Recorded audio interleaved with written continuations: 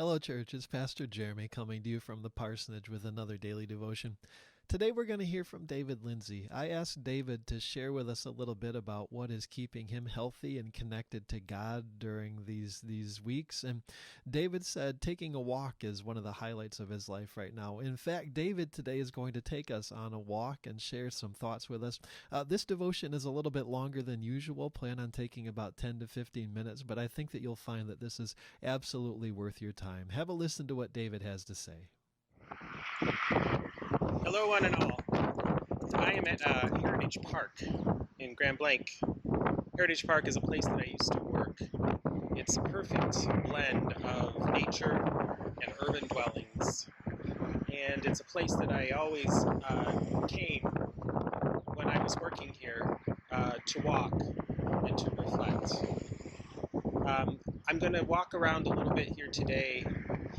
One of the things that Pastor Jeremy was talking about was trying to find ways and trying to look at ways and things that we're doing now in this time of pandemic, ways in which we can find comfort and find solace.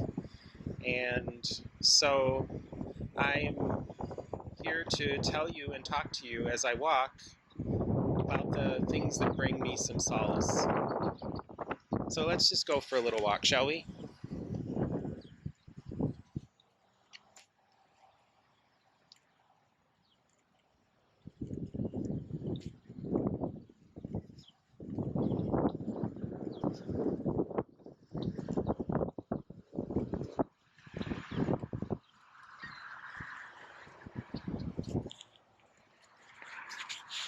So, things that bring me comfort. Well, I must say that the first thing that comes to mind is being able to connect with all of you via Facebook and being able to talk to so many people within my church family and able to reconnect with so many of you, at least in small ways. It makes me realize, one, how much I miss everyone, but it also makes me realize just how special you all are to me. One person in particular that I'd like to give a shout out to is George. George is somebody who I've only known for maybe about 3 years, and I've grown to a point where I love him very much. And he is somebody that would love to be able to go on a walk with me, and I keep putting him off, mainly because of worries and concerns about not only his health and his family's health, but my family's health as well. The fact that we live in 2 separate dwellings. So I am very, very appreciative of George and of his understanding. He continues to get me in ways that a lot of people don't. So I'm very, very appreciative and love him very much. I'm also finding very much great comfort in my family. My conversations with my brother, who I don't get to see very much. My conversation with my mom sitting on 2 lawn chairs more than 6 feet apart the other day was something that my soul needed so much, to be able to reach out, at least in a way that I was able to be present,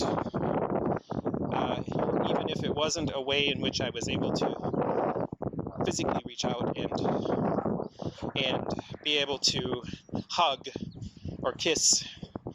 I was able to at least see my mom, and that meant an awful lot. And then, of course, seeing my dad and spending time with him as well is a tremendous something that I feel as though I need in my life.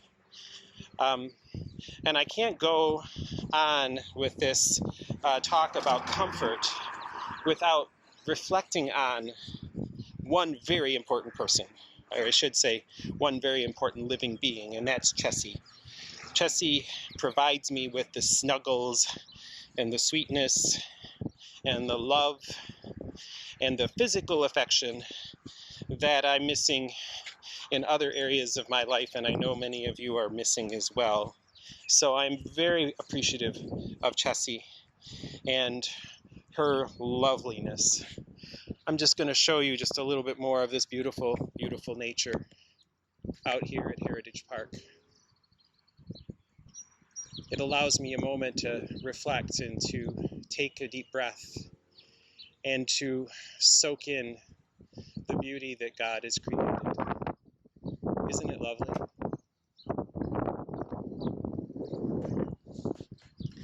So, as we continue on here, I just wanted to talk a little bit about one other thing that is very, very important to me, and something that has been very much important, and I've already touched on it. It's this ability to be able to walk and to reflect.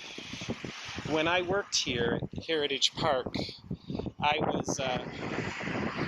was working as an optician at a place called America's Best, and that's further down the road. We probably won't make it down quite that far, but it's a place in which means a whole heck of a lot to me.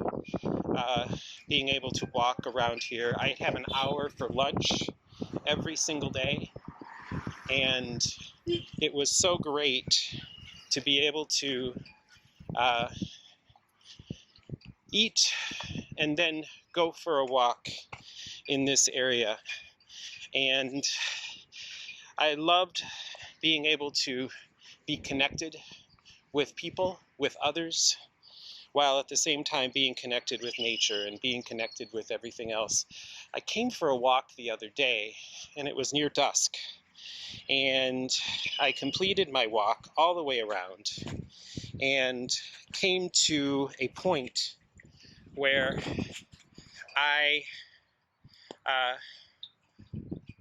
was just observing what was going on around me, and I noticed that there was a guy over there trying to get his car fixed, that it was broken down, and he was frustrated, and he had a tow truck there. And I also saw a guy that was, at least I assume it was a guy, I'm not even sure. I'm not sure about either one of them. I couldn't see them, they were so far away. But I saw someone that was over there collecting up carts and using one of those big, huge machine-like things that allows you to collect up 100 or more carts at one time. And that brought me a whole bunch of comfort. It brought me a tremendous amount of comfort. And I think a lot of it had to do with the fact that these people were going about their daily life, and the dailiness of the whole experience was something that was a tremendous comfort to me. I was just absolutely taken away by that fact. This guy, or this person that was collecting up the carts, was completing a task and was doing something that had a wonderful end to it. And I could tell by the time this person got all done, I was sitting there watching him. He actually missed a few carts, but he had a sense of completion, and he rolled everything in and closed the gate, and that was it. You know, I wonder if God had that same sort of feeling creating this world that we all get to enjoy on these leisurely walks. If he had a sense of completion of creating all of the amazing animals and all the amazing flora and fauna that you see all around you. And I wondered, is God's creation, has it been completed? Has his task been completed? All of these composite parts that we have in the world are constantly rearranging themselves, whether it's us arranging them via means of building and destroying, or if it's natural processes that allow things to be created and destroyed. And while these ever-evolving parts and ever-evolving components of this planet bring both joy and bring both pain. I can't help but sit there and think that it's a part of nature, and it's a part of who we are here on this planet, that we get to enjoy and appreciate these sort of things.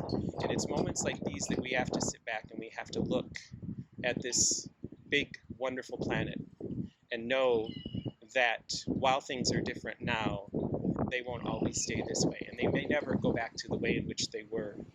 But we'll eventually get to a point where we'll get to a new normal, and we'll get to a place where life gets back to some sense of what we know. I'm hoping that very, very soon we'll get back to a sense of what I know, and that's singing. If singing is something that disappears from my life permanently, that would be a very difficult thing for me personally. But I know that through God's grace that we will find our way through even these most difficult days. I really enjoyed having a chance to sit here and chit-chat with you all. I hope that all the wind and all the traffic and everything else wasn't too bad, and the clanging of the flagpole here, which doesn't even have any flags on it, by the way. So I hope you're all well. I hope you all continue to be well.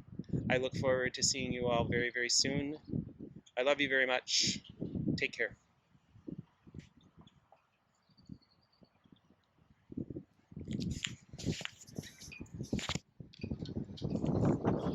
Well, thank you, David, for giving us a little bit of a glimpse into your life and a little bit of a glimpse into your thoughts right now.